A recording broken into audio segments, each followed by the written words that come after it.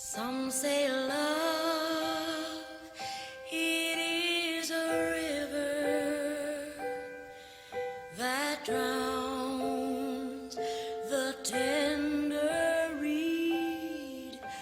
Some say love, it is a razor that leaves your soul to bleed.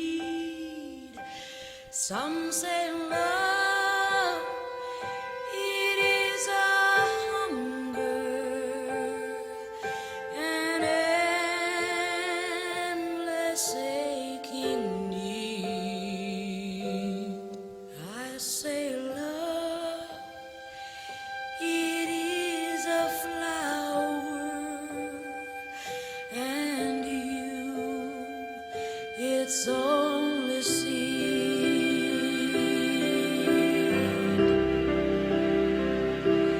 It's the heart afraid of breaking that never learns to dance. It's the dream afraid of waking that never takes the chance. It's the one who won't be taken, who cannot seem to give, and the soul afraid of dying that never learns to live.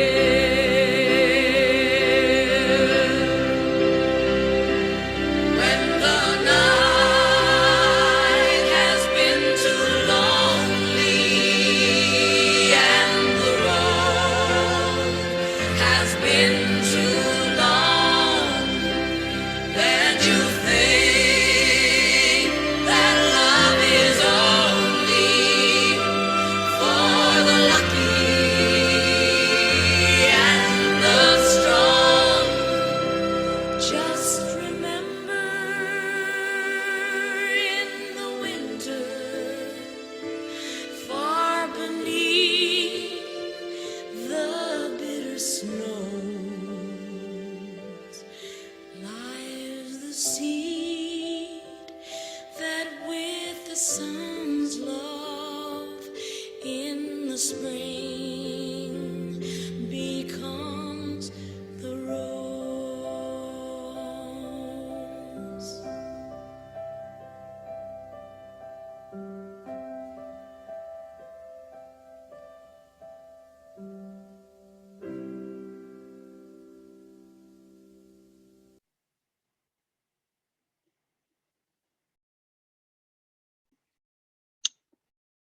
On the journey of our life, sometimes we feel the road is too long, the winter is too cold. And even on that time, we need to remember, in the winter, far beneath the bitter snow, there is a seed growing, which eventually would become a beautiful rose. I think the conclusion of this song was very appropriate for us when we are in difficult position. So I hope even in difficult situation, you remember there is a hope. Eventually, a beautiful rose will come out from bitter snow.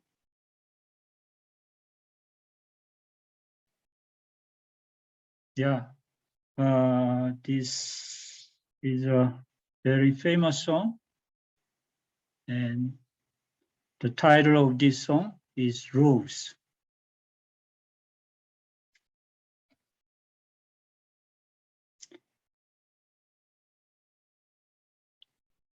Okay, so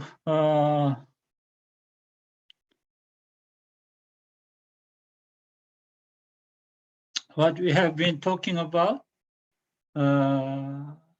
origin of life, was two different perspectives,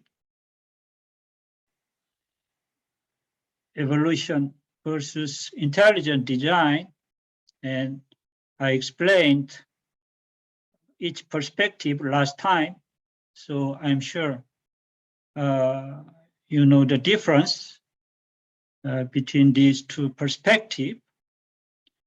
And of course, at the present time,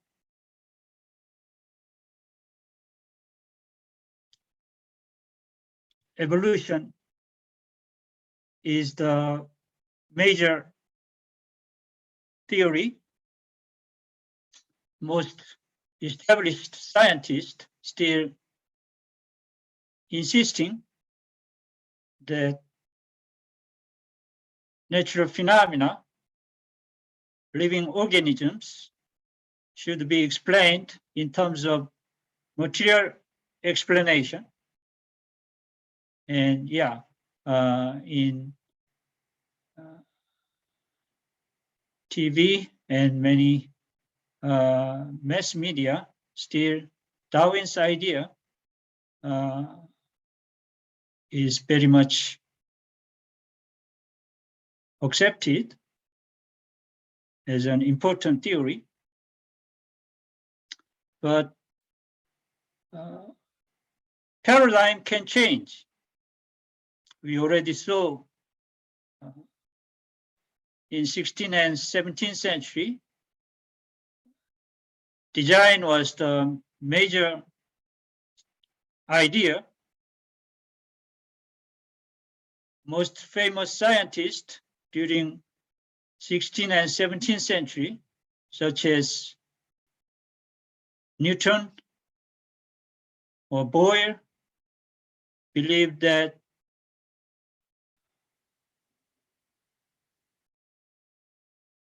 the universe and life can be best explained by invoking intelligence, but it has changed since 19th century. So yeah, there is always possibility paradigm can change. And although evolution is the main theory at the present time,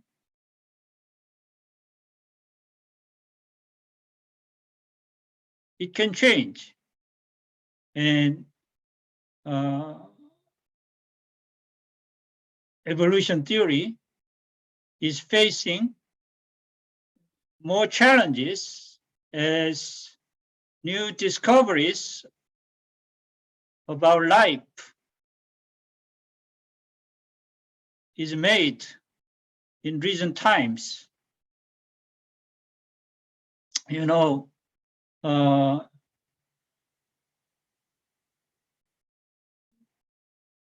we are getting more and more knowledges about life and DNA. And one of the important projects to investigate DNA elements is ENCODE project. ENCODE is Encyclopedia of DNA Element, and many studies revealed the DNA elements in recent studies, and those studies revealed really marvelous features of life and DNA, such as existence of multiple messages in genome.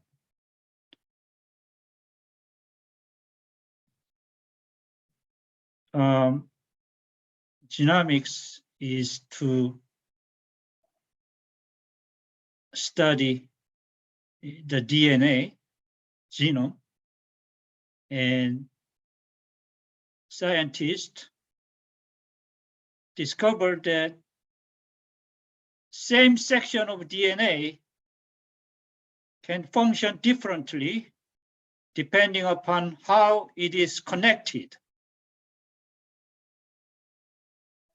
That's what I mean by existence of multiple messages in genome.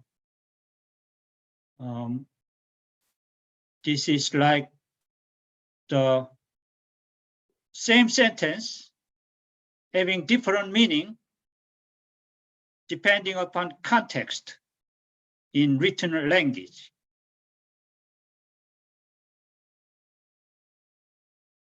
Do you understand what I'm saying? Okay. This morning I had a cake for breakfast, okay? And it was delicious. But when I say this is delicious, sometimes it can have very different meaning depending upon the context. It can mean the cake was really delicious, but also it can mean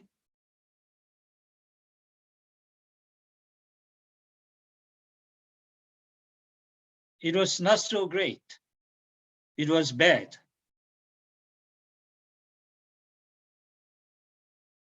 That's the context. And amazingly, in DNA, same section of DNA can be used differently depending upon how it is connected.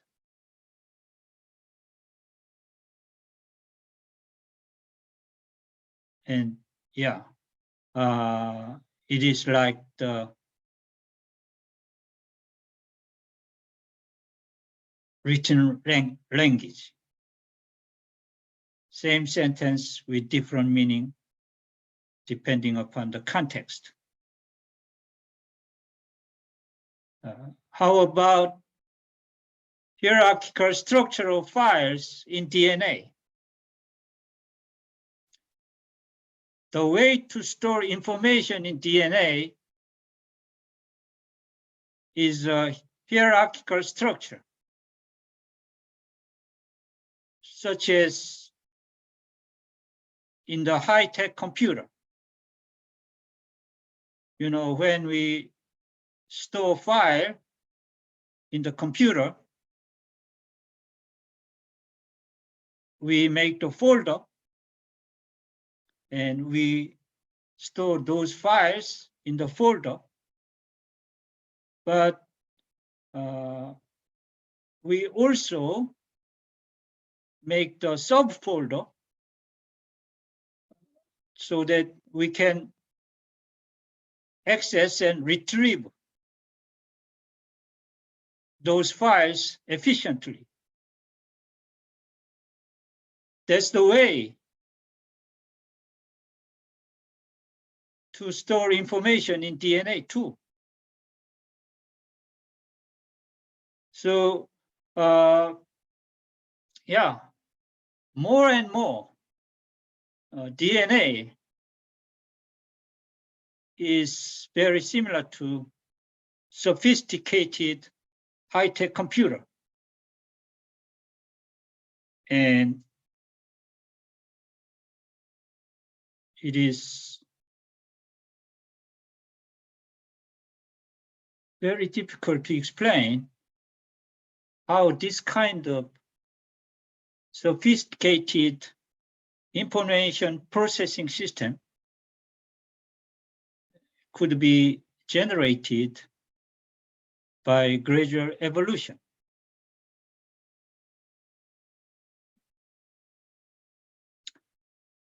I talked about junk DNA previously, and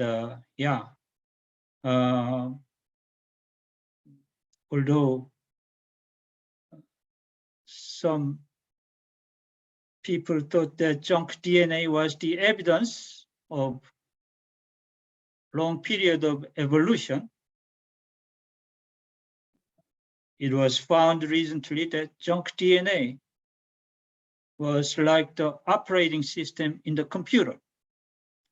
It plays a very important role in life and in maintaining cell. So it is no wonder Bill Gates said like that, DNA is like a computer program, which is far, far advanced than any other software ever made. So how could you explain this kind of system could be generated by gradual evolution?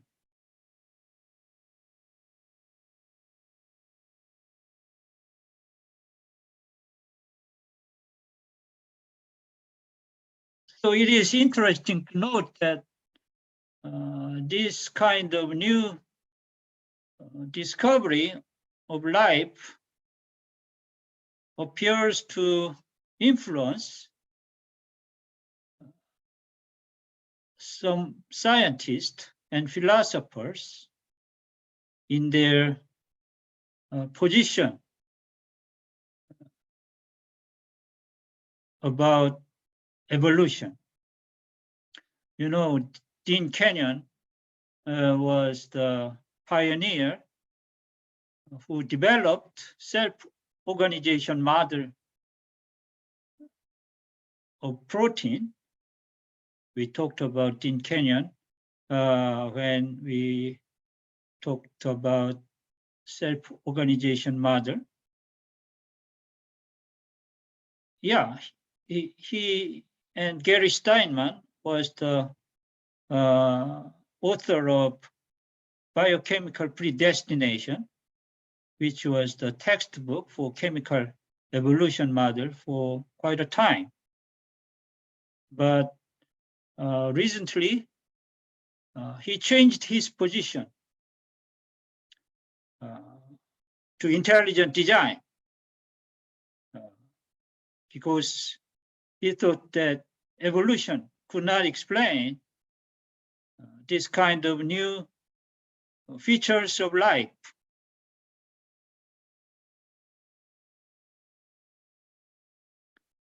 And another example of this conversion from evolution to intelligent design is Antony Flew, who was a very famous atheist. Antony Flew was really very famous atheist for a long time, but recently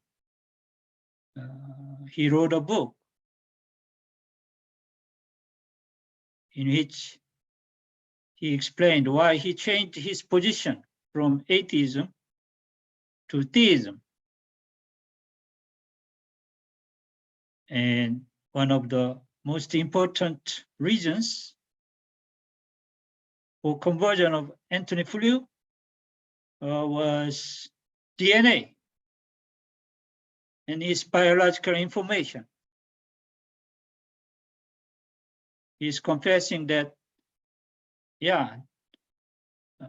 the existence of biological information in DNA was the evidence that there is a God.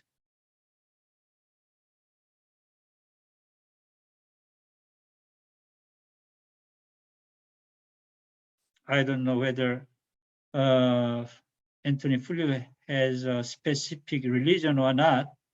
I didn't hear about that, but at least he acknowledged that there is a God who is responsible for this kind of biological information. So yeah,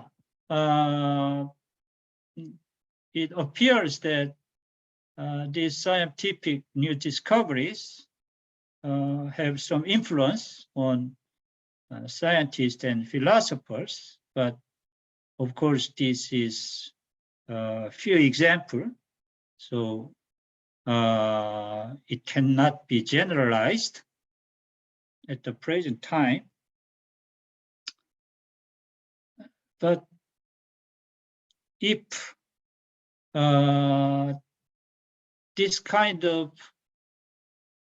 new discoveries keep continuing, which is very difficult to be explained in terms of evolution. Evolution theory will be in very difficult position to remain as a scientific theory. You know, if we look at the historical stream between evolution and intelligent design or creation, there was a time when teaching evolution in public school was prohibited. In the early 20th century, some states in America banned teaching evolution in public school. And a famous case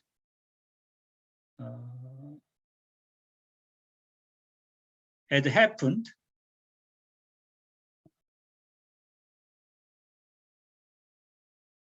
on that time by John Scopes.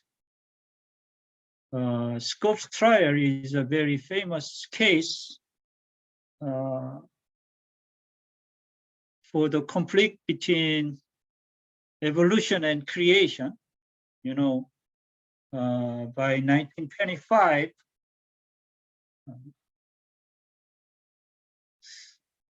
some incident had happened in Dayton, Tennessee, in America, because at the time, teaching evolution in Tennessee was banned by law.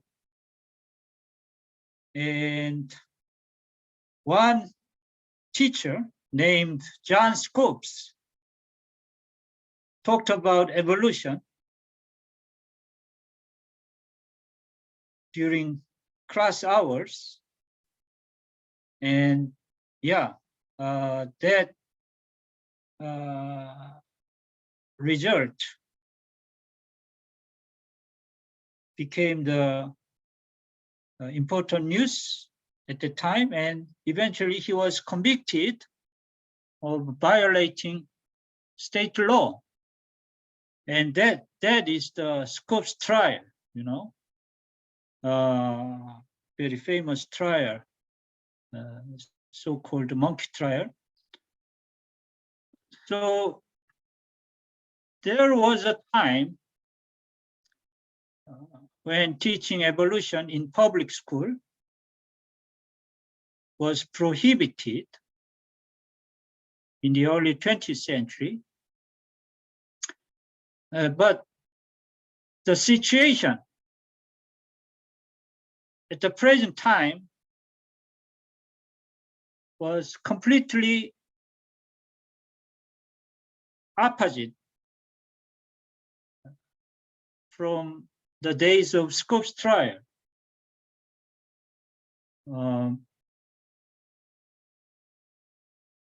This is clear when Dover trial was happening in recent years. I think the textbook, Signature in the Cell, explains Dover trial in detail, but let me briefly explain what happened in Dover in recent years. You know, as new evidence was mounting in the biology, some cities in America began to adopt new educational bill requiring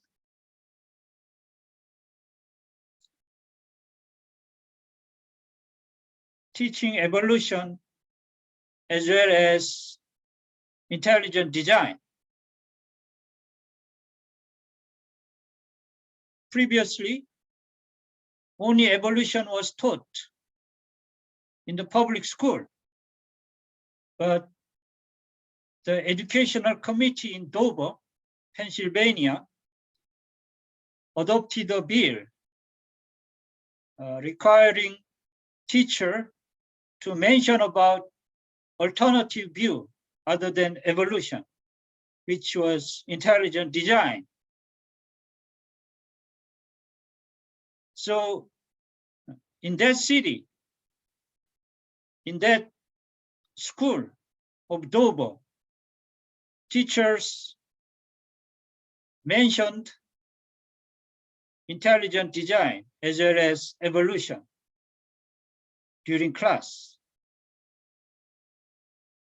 And some parents complained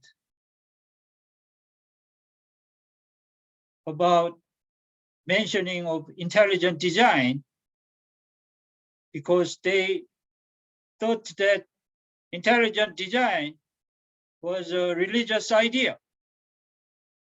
So eventually they sued. And the judge for Dover trial concluded that intelligent design should not be taught in the public school during science class because it is a religious idea. So, yeah, at least in Dover, Pennsylvania, talking about intelligent design during science class is prohibited at the present time. So that's what I mean by the situation was completely reversed from Scopes trial to Dover trial. There was a time when teaching evolution was prohibited, but at the present time, talking about intelligent design is prohibited. So the situation is completely reversed. One interesting point about Dover trial is that the judge who ruled that intelligent design should not be taught in public school. Thought that intelligent design is not scientific because it does not follow the rule of methodological naturalism.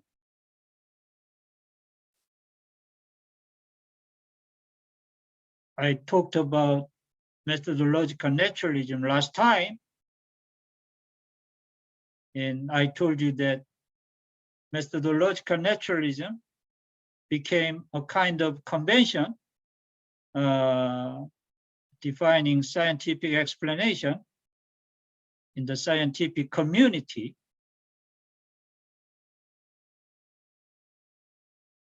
And the judge of Dover trial also cited methodological naturalism as a major reason for rejecting intelligent design as a science.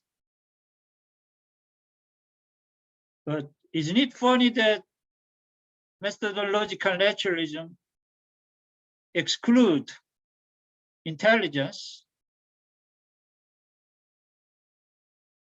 from the beginning?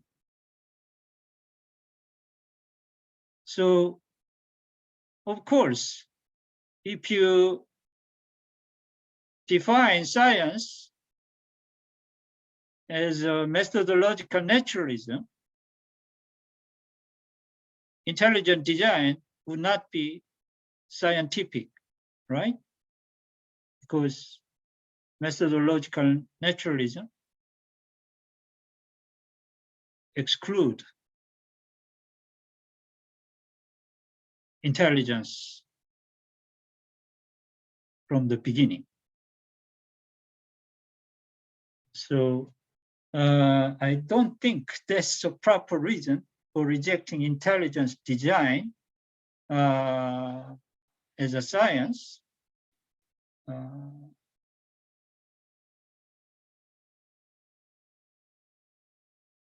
You would give more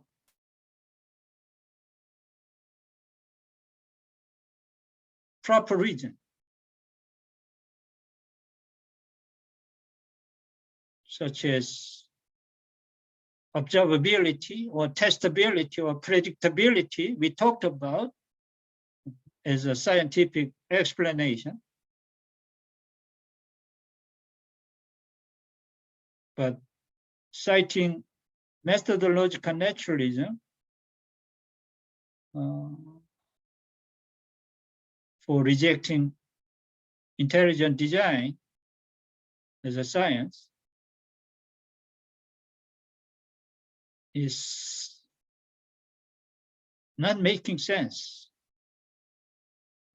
Because, again, methodological naturalism, of course, reject intelligence from the outset. And the fundamental question is that the right definition of science? Should we define science as methodological naturalism?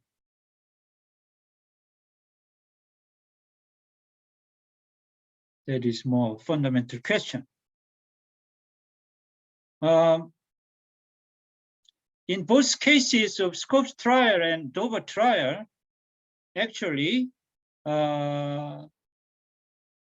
ACLU was involved in both cases. ACLU is American Civil Liberties Union. And yeah, they were involved in both trial, and they oppose creationism or intelligent design. So they were very actively involved in both cases. A very influential and important civil organization in America. And as I said,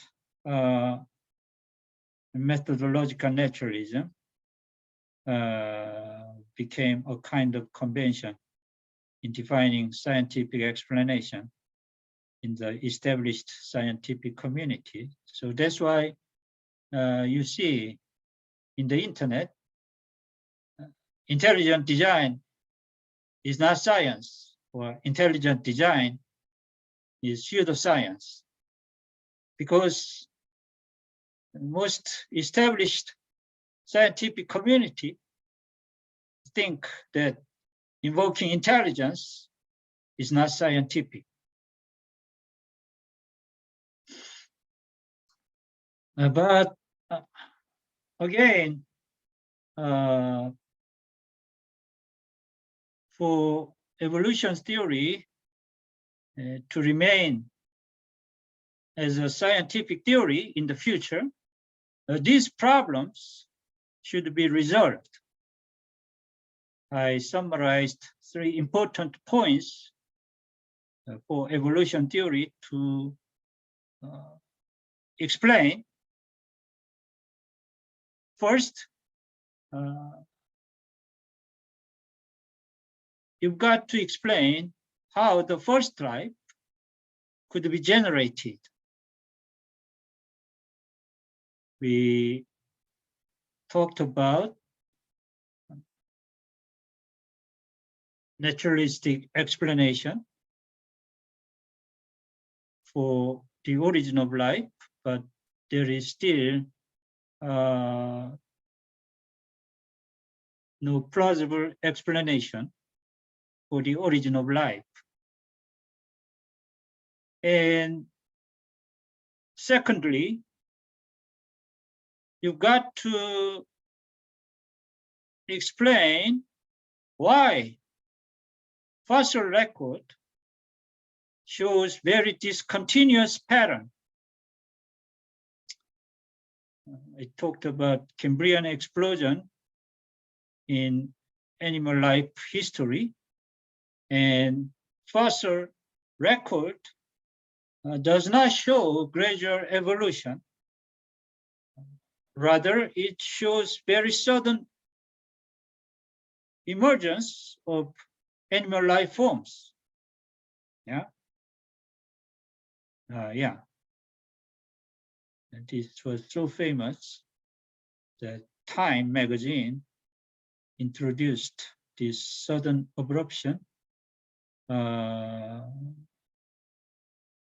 abrupt emergence of animal life forms.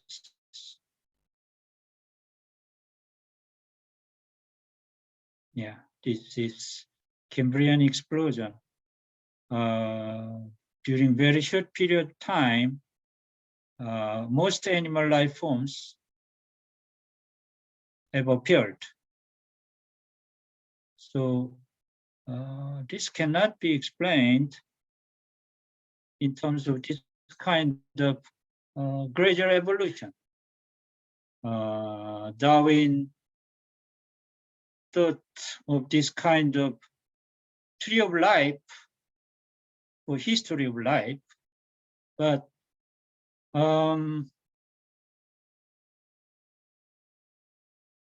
both the root and the branch of this tree appears to be very difficult to be explained from the study of fossils and from the study of molecular biology.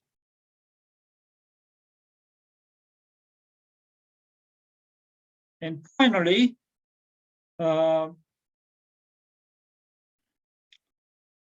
if life forms have emerged from this kind of evolution, you've got to provide plausible mechanism how one species could change to another species.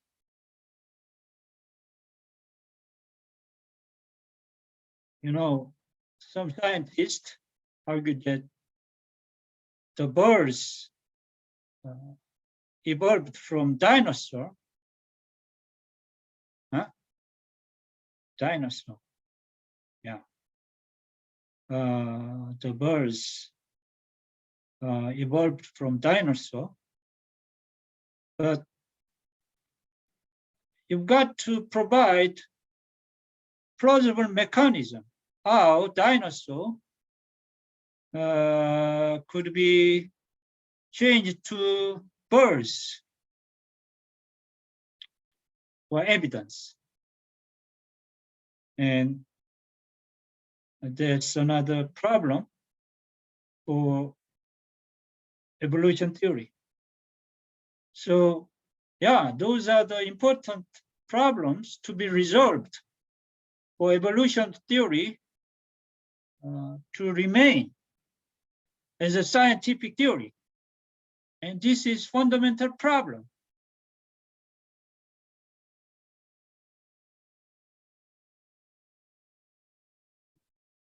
So, yeah, we don't know whether future scientific discovery would resolve this kind of problem or deepen the mystery of life. But time will tell. And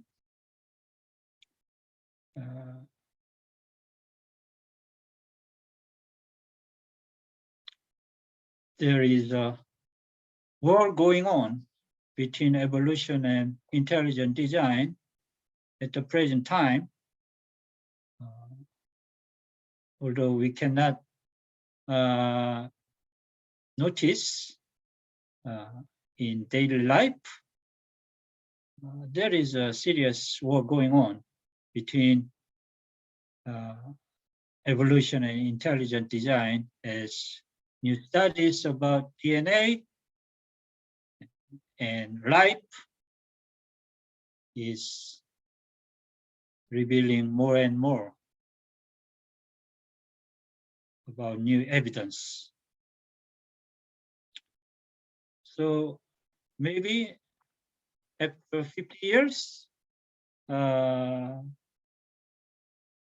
know the outcome of this war between evolution and intelligent design.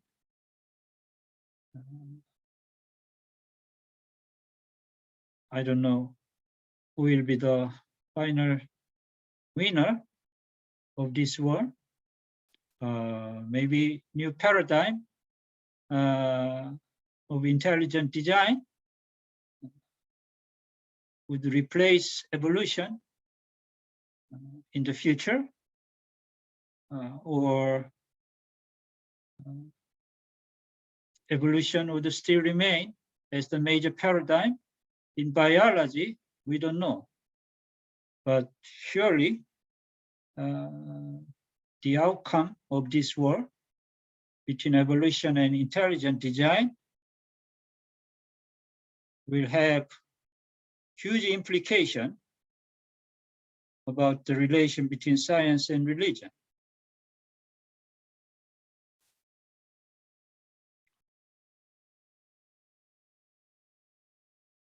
Finally, I'd like to remind what we studied in the beginning of the semester. We began our semester by thinking about the definition of science and scientific attitude. I told you that science is the true knowledge about nature. We mostly talked about natural science, so that's what I mean by a true knowledge about nature. And to obtain true knowledge about nature, I told you that we need to maintain the scientific attitude, which was logical reasoning and importance of empirical evidence and critical thinking. I hope this would help you to find the right perspective on nature and world. And I hope our study about the relation between science and religion and origin of universe and life was helpful for you to have the right perspective on the world and nature around us.